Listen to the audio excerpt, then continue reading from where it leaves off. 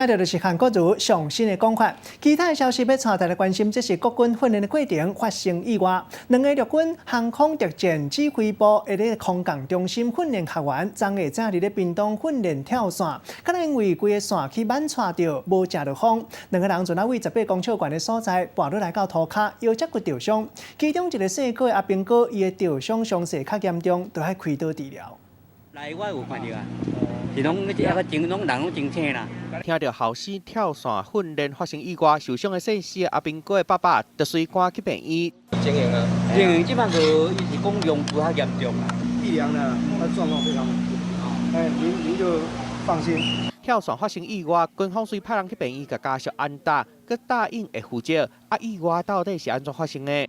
那个目视的研判，它是属于吃风不足的情形，也就是我们上下伞具的重叠，然后导致那个两个伞具吃风不足，然后以至于造成缠绕坠落。跳伞意外发生伫25号早起超9点的时阵，迄当阵陆军航空特战指挥部执行跳伞训练，两个姓高甲姓施的伞兵为超400公尺悬的所在跳落，想袂到因两个降落伞去烧客，造成降落伞遮的风无够，两个人为超18公尺悬的所在摔落来，腰脊骨拢受伤。其中26岁姓高的阿兵哥伤势较严重，爱动手术治疗。目前就是腰椎的部分有受伤。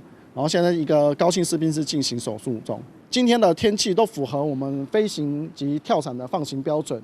那至于就目前来看，我们从目视来看的话是属于吃风不足。那至于有无天候的部分，我们还要进一步的评估。军方讲，这两个阿兵哥拢已经有10几届跳伞经验啊。这届是参加特种地形班队，伫潮州空降场做第2届试跳，想袂到会因为降落伞卡着发生意外。航特部目前已经组织专案小组咧调查。其实国军去年5月汉光演习的时阵，嘛捌发生过跳伞意外，伞兵尽量风，因为锁啊甜着造成降落伞遮的风无够，摔落来。好佳在目前恢复甲真好。这届虽望两个阿兵哥腰脊骨拢有受伤，毋过初步检查拢各有感觉无伤着神经。记者综合报道。